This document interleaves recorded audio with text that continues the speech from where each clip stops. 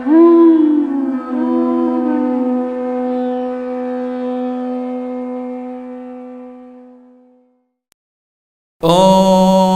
Namo Bhagavate Vasudevaya.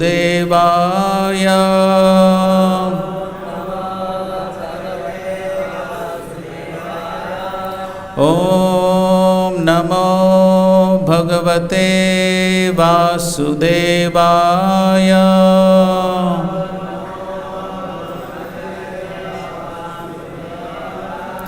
Om Namo Bhagavate Vasudevaya.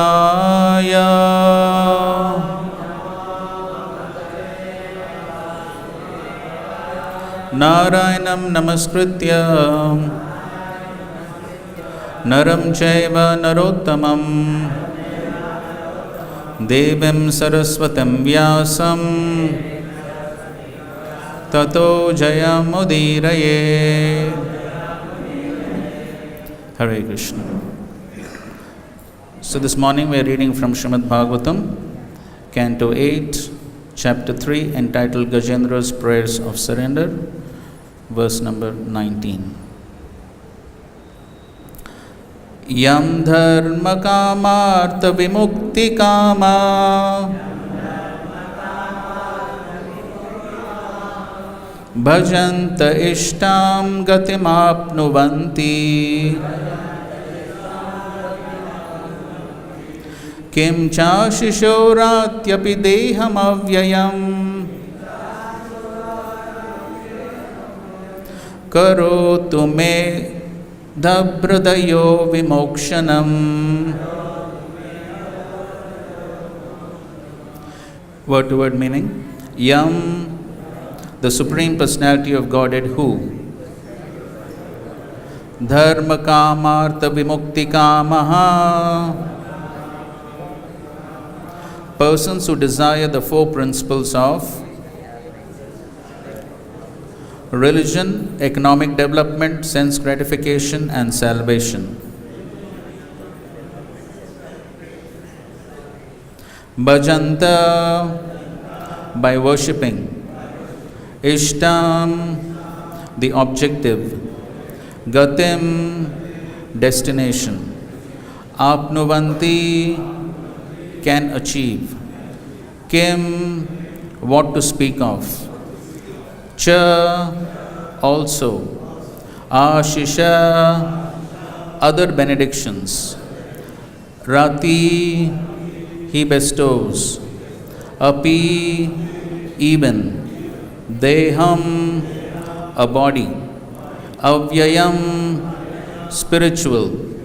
Karotu, may he bestow benediction. May, unto me.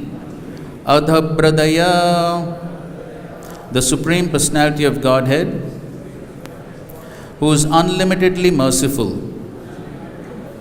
Vimokshanam, liberation from the present danger and from the material world. Translation and purport by His Divine Grace A.C. Bhakti-Vedanta Swami Srila Prabhupada. After worshipping the Supreme Personality of Godhead, those who are interested in the four principles of religion, economic development, sense gratification, and liberation obtain from Him what they desire. What then is to be said of other benedictions? Indeed, sometimes the Lord gives a spiritual body to such ambitious worshippers. May that Supreme Personality of Godhead, who is unlimitedly merciful, bestow upon me the benediction of liberation from this present danger and from the materialistic way of life. Purport. Some men within this material world are akami, free from material desire. Some are ambitious to get more and more material profit. And some desire fulfillment in religious life, economic development, sense gratification, and finally liberation. Akama sarvakamo va mokshakama udaradi tivrena bhakti-yogena yajeta purusham param. It is recommended that whatever one's position, whether one demands no material profit all material profit, or ultimately liberation. One should offer his obedient devotional service to the Lord, and one will get what he desires. Krishna is so kind. Ye yathamam prapadyante tam stataiva bhajamyaham. The Lord reciprocates. Whatever even an ordinary living entity wants, Krishna gives. Krishna is situated in everyone's heart, and he gives that which is desired by the living entity. Ishvara sarva bhutanam riddheshi arjuna tishtati. Brahmayan sarva bhutani yantra rudani maya. The Supreme Lord is situated in everyone's heart, O Arjuna, and is directing the wanderings of all living entities who are seated as on a machine made of the material energy. Bhagavad-Gita, 8th chapter, verse number 61. The Lord gives everyone an opportunity to fulfill his ambitions. Even such a devotee as Dhruva Maharaj wanted the material benediction of a kingdom greater than that of his father. And although he received a spiritual body, he also got the kingdom. For the Supreme Personality of Godhead does not disappoint anyone who takes shelter of his lotus feet. Therefore, since Gajendra, king of the elephants, had surrendered to the Supreme Personality of Godhead to get free from the present danger and indirectly from the present danger of materialistic life, why should the Supreme Personality of Godhead not fulfill his desire? Om Jnana Timirandasya Jnananjana Shalakaya Chakshurunmilitam Yena Tasmai Shri Gurave Namaha. Shri Chaitanya Manobishtam Sthapitam Yena Bhutale Swayam Rupa Kadamayam Dadati Swapadantikam Vandeham Shri Guru Shri Yuta Padakamalam Shri Gurun Vaishnavamscha Shri Rupam Sagrajatam Sahagana Raghunathanvitam Tam Sajivam Sadvaitam Savadutam Parijana Sahitam Krishna Chaitanya Devam Shri Radha Krishna Padan Sahagana Lalita Shri Vishakhanvitamscha Nama Om Vishnu Padaya Krishna Prishtaya Bhutale Shrimate Bhakti Vedanta Swami Natinamine Namaste Saraswate Deve Gauravani Pracharine Nirvishesha Shunyavadi Paschatya Deshatarine Namo Mahavadanyaya Krishna Prema Pradayate Krishnaya Krishna Chaitanya Namane Gauratvashe Namaha. He Krishna Karuna Sindhu Dinabandhu Jagatpate Gopesha Gopika Kanta Radha Kanta Namostute Tapta Kanchana Gaurangi Radhe Vrindavaneshwari Vrishabhanu Sute Devi Pranamami Hari Priye Vancha Kalpa Tarubhyascha Kripa Sindhubhya Evacha Patitanam Pavanebhyo Vaishnavebhyo Namo Namaha. Jai Shri Krishna Chaitanya Prabhu Nityananda Shri Advaita Gadadhar Shrivasadi Gaura Bhakta Vrinda. Hare Krishna Krishna Krishna Hare Hare Hare Rama Rama Rama Hare Hare. So here Gajendra in his prayers he says, after worshipping the Supreme Personality of Godhead, those who are interested in the four principles of religion, economic development, sense gratification, liberation, obtain from him what they desire. What then is to be said of other benedictions? Indeed, sometimes the Lord gives a spiritual body to such ambitious worshippers.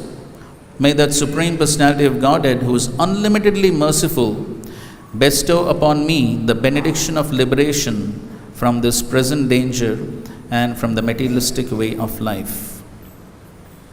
Here Gajendra in his prayers is describing the very merciful nature of the Lord, who fulfills all the desires of those who approach him with different desires. So the famous verse Srila Prabhupada is quoting from the second canto, Akama sarva kamo va moksha kama udaradi tivrena bhakti-yogena yajata purusham param. So whether one has all material desires, no material desires, or desire for liberation, whatever may be the desire with which a devotee approaches the Lord is ready to fulfill. Of course, when the Lord fulfills desires, He fulfills according to what the devotee deserves and what will be for the ultimate benefit of that particular living entity. So on this auspicious occasion of Vaman Dvadashi, we find that the Supreme Lord comes as Vaman Dev, also out of His all-merciful nature, not only to attract everyone by His wonderful pastimes, but also to bestow His special mercy, especially on Bali Maharaj. So we find on this Shravan Dvadashi, the Lord, because of the prayers of Aditi, the Lord comes as Lord Vamana. But then when the Lord appears in front of Aditi and Kashyap Muni, He appears as Lord Narayan. So He doesn't come as an ordinary child. He comes as Lord Narayan with Shankha Chakra Gada Padma, 4 hands, fully decorated with all ornaments, garlands. In a most beautiful, magnificent form, the Lord appears. And then, just as an actor changes dresses, Lord Narayan transforms himself into this dwarf brahmachari, Vamana. And then immediately after that, he has the sacred thread ceremony, and all the devatas, so many devatas, they come and present different gifts to Vaman Dev. So we find, even though when the Lord comes, He doesn't come as an ordinary child. Therefore, the Lord's appearance is always by His internal potency. Ajo apisan avyatma bhutanam ishvaro apisan prakritim swam adhishtaya sambhavami atma maya. By His internal potency, the Lord descends and is never under the influence of the external energy. So here we find that practically, as when He is born just like Krishna, with a Narayan form, with all opulences, not like an ordinary child. And then, even as Lord Vamana in His dwarf incarnation, He immediately gets the sacred thread and immediately sets out to do His business, the purpose for which He descended. So there was no delay. There was no growth as an ordinary child. But immediately the Lord set out. And so, having heard that Bali Maharaj is performing the Ashwamedh sacrifices on the bank of the river Narmada, Lord Vamana immediately set out over there.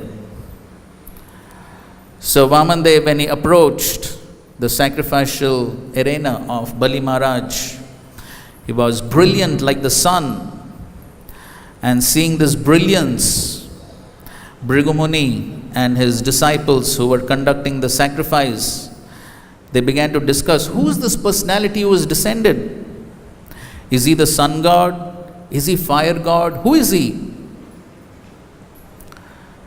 So, but in any case, Bali Maharaj understood that this is one of the greatest brahmanas who has come over here. And so he immediately washes his lotus feet, welcomes, offers a sitting place. And after Lord Vamana is comfortably seated, Bali Maharaj, he asks, he says, you appear to be one of the greatest of the brahmanas, and definitely it is my duty to offer respects, to offer obeisances. And I'm sure you have come here to ask for something. And I'm ready to give whatever you want. Cows, land,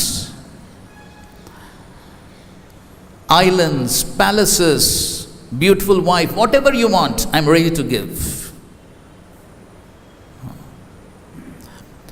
So Bali Maharaj, he didn't know what was about to come. But then, as a very magnanimous, charitable king, he offers, whatever you want, I'm ready to give. Now, what Lord Vamandev speaks in response to this proposition, this offer by Bali Maharaj, is something very instructive. So Lord Vamandev, he says, first of all, Vamandev very expertly shows us how to ask for charity. So first of all, Vamandev, he begins glorifying the wonderful lineage of Bali Maharaj. And he says, in your lineage, there were such powerful, noble, charitable kings. And any king who was once asked charity never went back on his word. And any promise that they made, they would always fulfill. In your lineage, there was the great Hiranyaksha, who was so powerful that when Lord Varadev, he fought with him, he thought that this was a good match. And then after that, there was Hiranyakashipu. And Hiranyakashipu, he terrified the whole universe. And in fact, he went to Lord Vishnu with great anger at having killed his brother Hiranyaksha. With a trident, he rushed towards Vishnu. And Lord Vishnu, he was in great anxiety. Of course, the anxiety is not material anxiety, but the Lord actually wanted to show compassion on Hiranyakashipu. But then, it said, out of great anxiety, Lord Vishnu was thinking, this Hiranyakashipu, he is going to follow me wherever I go. So where can I hide from him? So better I enter his heart. So thinking, Vishnu, in a subtle form, entered through his nostril and entered his heart and remained there invisible. Such was the power of Hiranyakashipu. And in that same dynasty, there was the descendant of Prahlad, Virochan, who was also greatly charitable. And as far as you are concerned, you also have performed great charitable deeds. So in this way, he first of all glorifies the wonderful lineage of Bali Maharaj. And then he says, as far as I'm concerned, I don't require much. So just give me 3 steps of land, 3 paces of land to the measurement of my steps. So when Bali Maharaj heard this, Bali Maharaj, he said, you have spoken great learned words like an elderly person, learned person. But after all, you're a small boy. And so therefore, you have Balisha Matihi, childish intelligence. Therefore, you're asking for something so petty. I can give you islands, I can give you dweep, but you are asking me simply for 3 small steps, not very intelligent. Now, Lord Vamandev, he says, and Srila Prabhupada gives wonderful purports to these, to what Lord Vamandev says, and something which is very, very important. So Lord Vamandev, he says, if I'm a Brahmana and I do not want to take what is more than necessary, because if a Brahma takes what is more than necessary, he is incriminated in sinful reactions. So therefore, I require just 3 paces of land. That's all. And Bali Maharaj once again incites him, no, you should take more, you should ask more. But Vamandev says, no. If a Brahmana or a person who has uncontrolled senses, even if he is offered the 3 worlds, such a person can never be satisfied. That is the nature of greed. If a person is greedy, how much ever he is given, he is never satisfied. So Srila Prabhupada mentions that in this material world, most distresses are due to extravagance. People collect money extravagantly and spend extravagantly. And thus, they become incriminated in sinful activities. So we find in this material world, everyone is interested in accumulating more and more. As it is said, in this world there is sufficient for every man's need, but not for one man's greed. So we find that how much ever a person has, Srila Prabhupada in a lecture he says, even if somebody has 20 factories, he is still thinking how to open the 21st. No satisfaction. So therefore, even somebody may be millionaire, billionaire, but still he is in poverty. Why? Because that is what he thinks. I am still in poverty, I require more. On the other hand, a Brahmana purposefully keeps himself in poverty. So a Brahmana therefore, how much ever he is given, he immediately distributes. And so he always remains in poverty.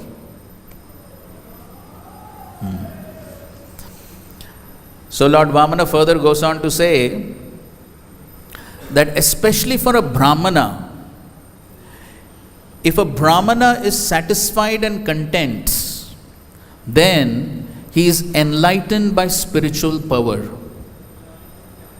But if a Brahmana is dissatisfied and discontent, then his spiritual potency reduces, just as one may ignite a fire and sprinkle water on it. So Lord Vamandev is telling that for Brahmanas, devotees, very important to remain satisfied and content with what is provided by providence.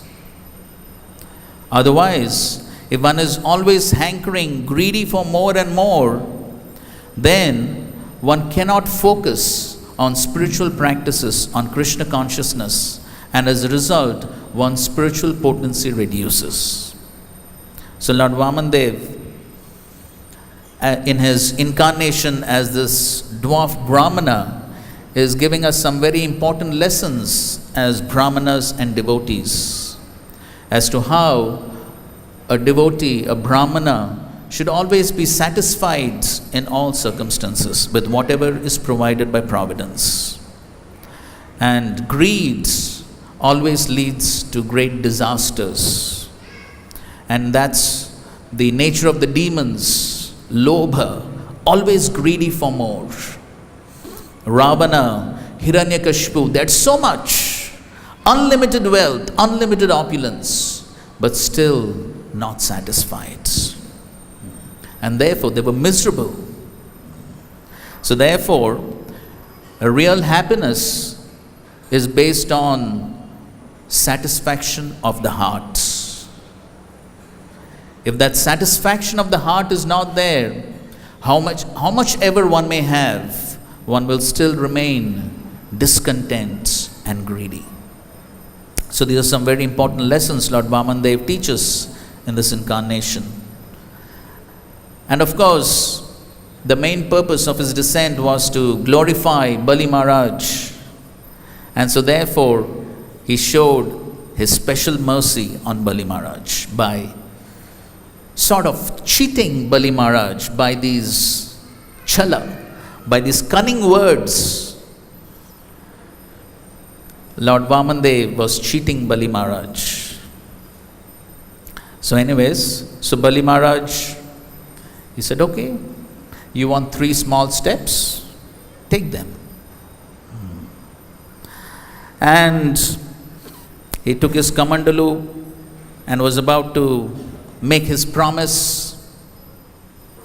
And Shukracharya, his guru, he understood everything. And he predicted everything what will happen. He said, this dwarf, he's no ordinary Brahmana, he's the Supreme Lord. And he is going to take everything away from you. And in fact, with his 2 steps, he will take everything. And you will not even have a 3rd step to give. And for not being able to give, you will be sent to the hellish planets.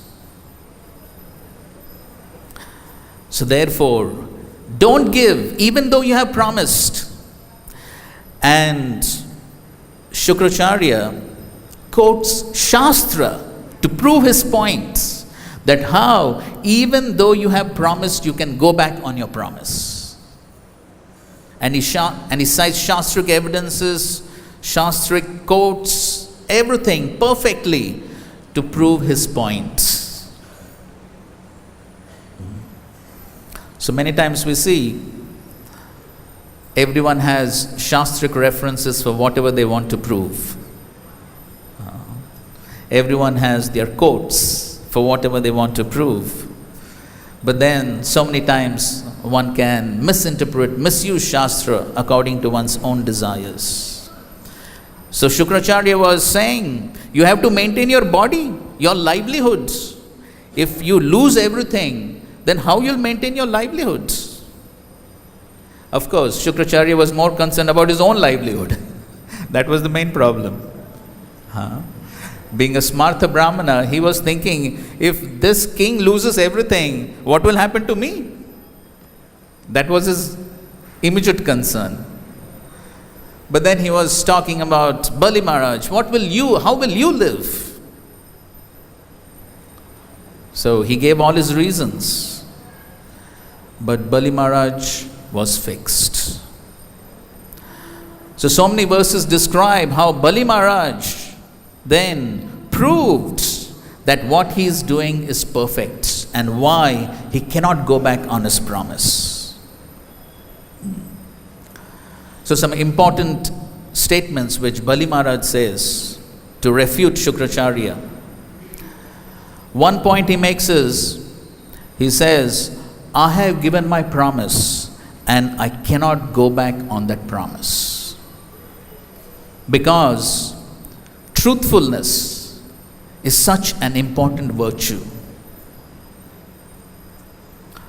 And he states, Mother Earth can tolerate the burden of anyone and everyone, but not the burden of one liar.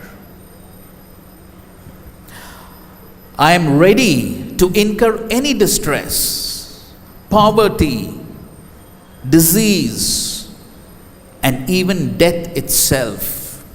But I cannot go back on my promise to a Brahmana.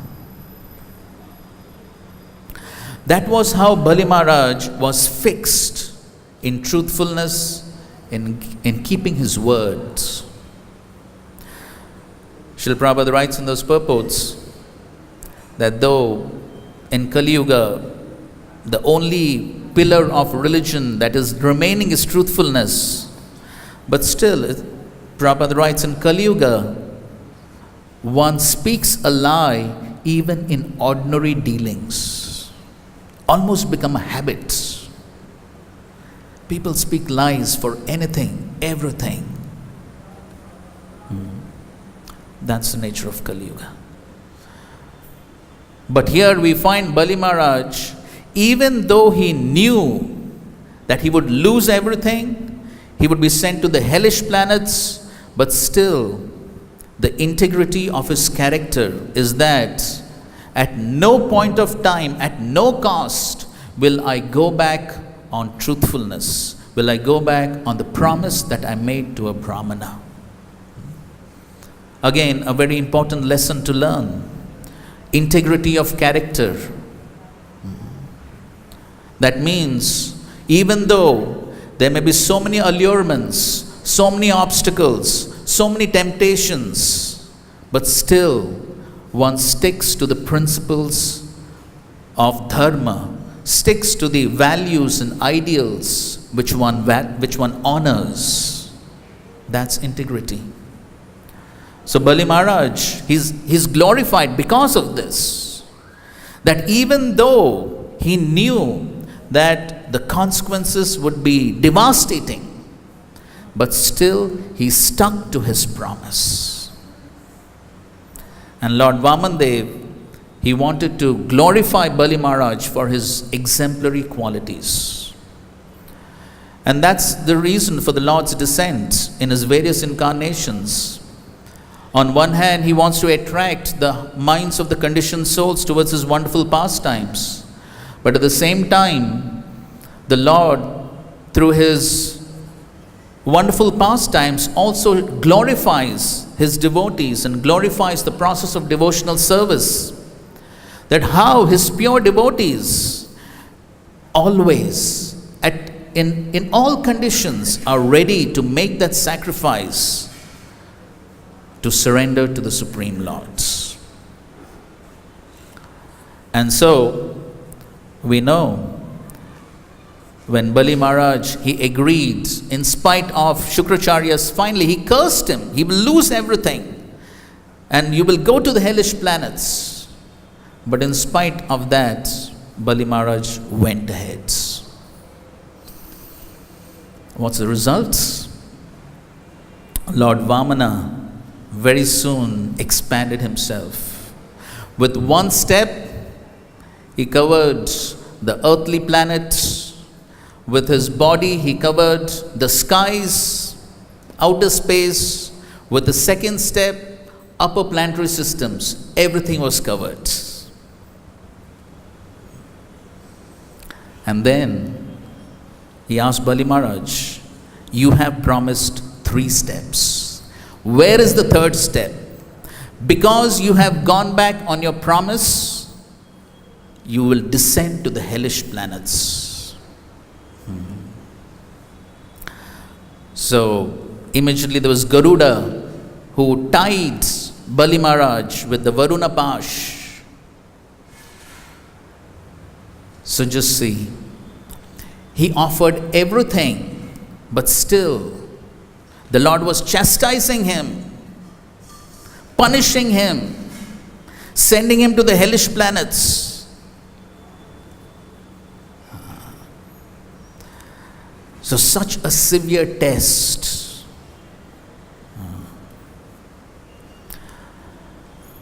Bali Maharaj himself says, sometimes a parent, a mother or father may punish a subordinate for his well-being. But such a severe punishment, such a severe test is unheard of. But yet, I will not go back on my words. And so, Bali Maharaj, he says, yes, you have taken everything, but I am still remaining. Srila Prabhupada in those purports, he raises a question.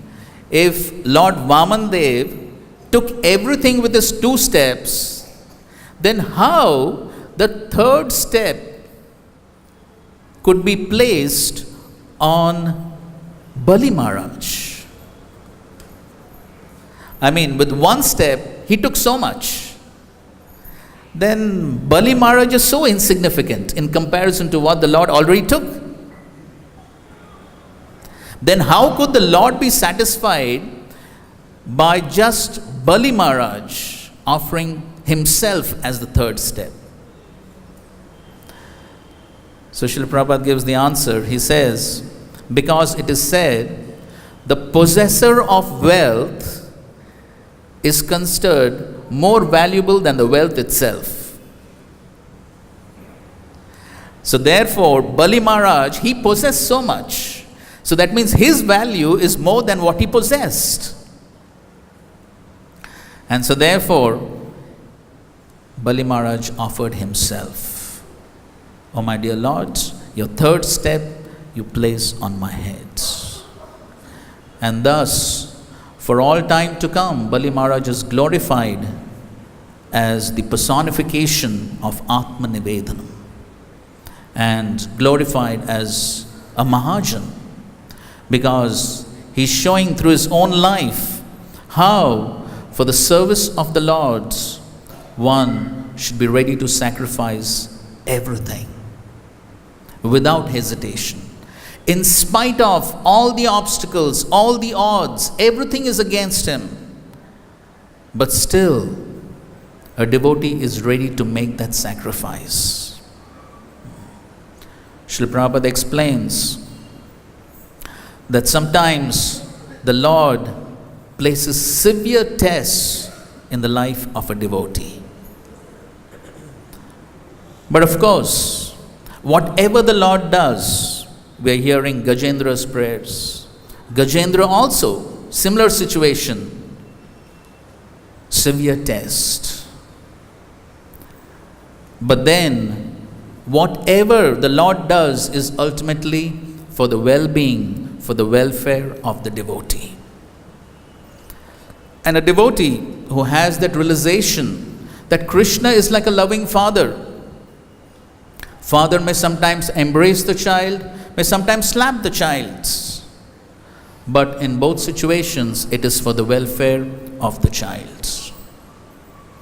So then, when a devotee understands this, then he accepts that punishment also as the mercy of the Lord. Tatteno kampam susamikshamaanaha bunjana evatma kritam vipakam ridvagvapubir vidadhan namaste jivetayo muktipade sadhaya bhak.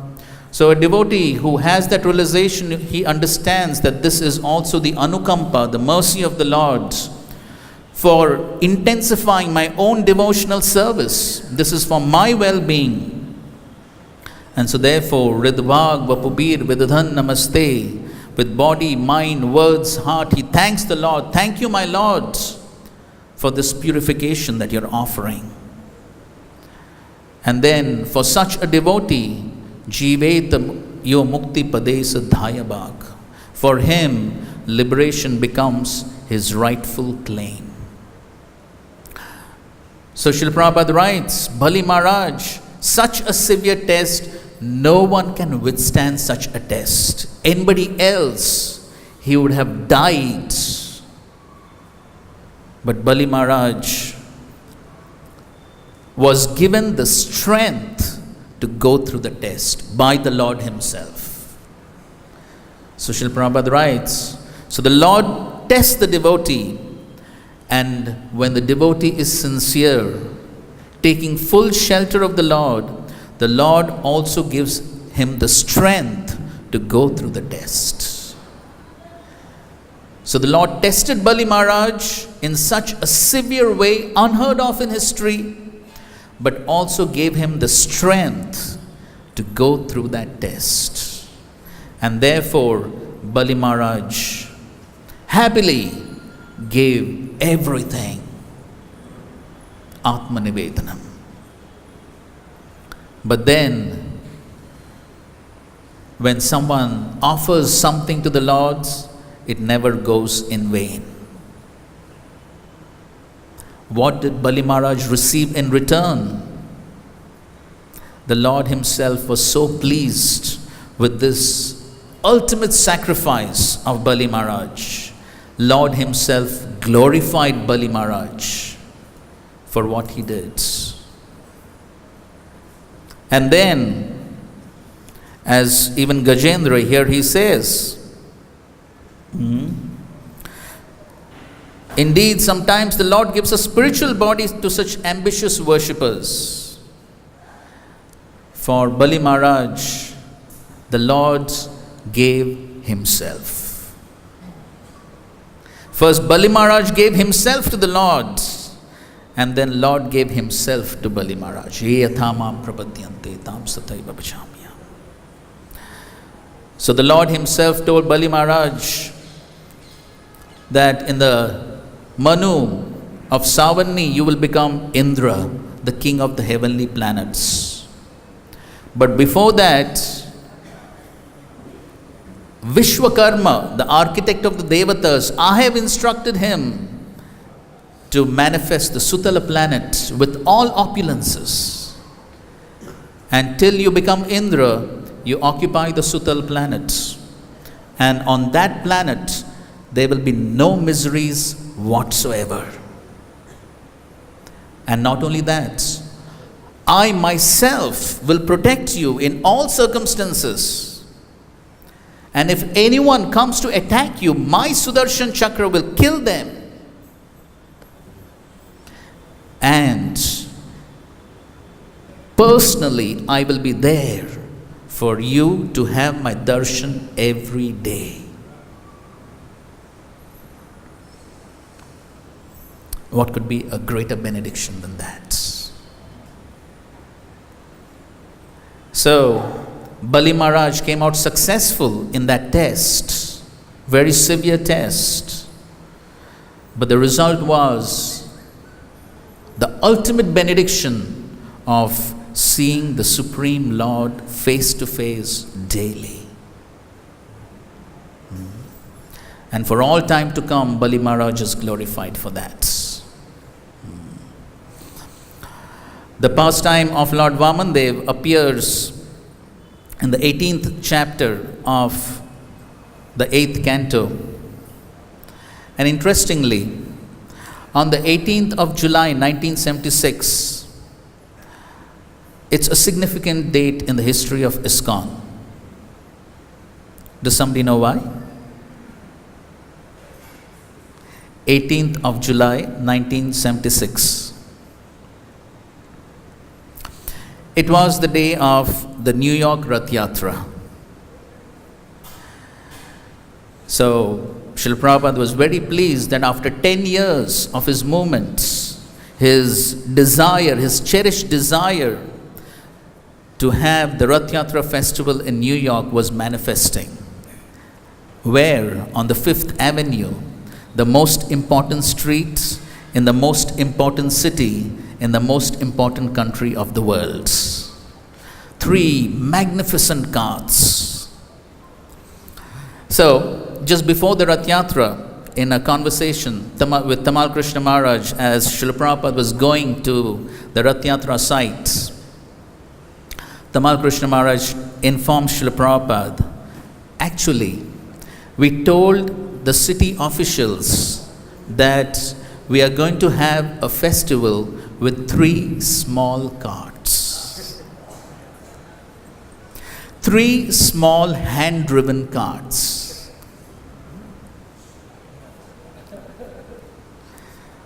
So, the city officials thought, okay, it's a small event. And so they asked them to fill a form. And on the form they mentioned, they didn't say small, they said 3 hand-driven carts. They didn't put small on the paper. So Tamal Krishna Maharaj tells Srila Prabhupada, the Hare Krishnas cheated them, tricked them. And Srila Prabhupada says, yes, you are all like Vamandev. And Srila Prabhupada in fact mentions that at that point of time, he was writing the Vamandev pastime in the 8th canto. So he says, just like Vamandev, who initially approached very small, but then expanded himself to such a huge size So similarly, you have behaved like Vamandev. You said small, but now there are these towering, huge carts. And anyways, Srila Prabhupada says, Bali Maharaj was a Vaishnava, a Kshatriya. And so, therefore, by the mercy of Prahlad, because of Prahlad Maharaj, he was given the special benediction, the special mercy. Though the Lord took away everything, that was the special mercy on Bali Maharaj to actually glorify him. So, that was a special event that took place. And of course, Srila Prabhupada disciples, they glorify Srila Prabhupada himself. That Srila Prabhupada himself was also like Vamandev. Though apparently short in stature, but then with every step that he took, he was conquering the world. And he went with just 40 rupees, but then he expanded a whole empire. Srila Prabhupada himself said that. Who is a better businessman than me? I went with 40 rupees. Now we have properties worth 40 crores. So, similar to Vamandev. And so we find these beautiful pastimes. The Lord has, in His wonderful exchanges with His devotees, teaches many wonderful lessons and glorifies His devotees and glorifies the process of devotional service for all time to come. And similarly, we have the appearance day of one of the most exalted scholarly Vaishnav devotees in the Gaudiya Vaishnav line, and that is Srila Jiva Goswami, who was the nephew, the son of Anupam and the nephew of Rupa and Sanatan Goswamis. So much could be spoken, but I would just like to narrate one wonderful pastime. When Jiva Goswami was here in Vrindavan, serving Rupa and Sanatan Goswamis, at that time there was a very renowned scholar named Rupa Narayan who came to meet Rupa and Sanatan. He was going all over the country, challenging scholars, debating with them, and he would defeat them and then take signatures on a certificate saying that such and such has been defeated. So they came to Rupa and Sanatan. So they asked, what do you want? He said, I want to debate with you. So they said, no, we don't have time. What do you want? Just sign here that you have been defeated. Okay, you want signature? Okay, take. So Rupa and Sanatan thought, why to waste time debating with this mundane scholar? But then when he went out, there was Jiva Goswami. So, and he came to know that Rupa and Sanatan have accepted defeat from this scholar, mundane scholar, Rupa Narayan. So he said, oh, you have defeated them? Okay, let us have debates.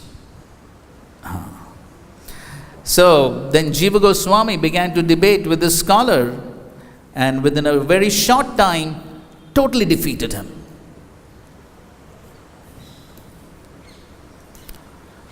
And so Rupa Narayan, defeated, humiliated, he went away.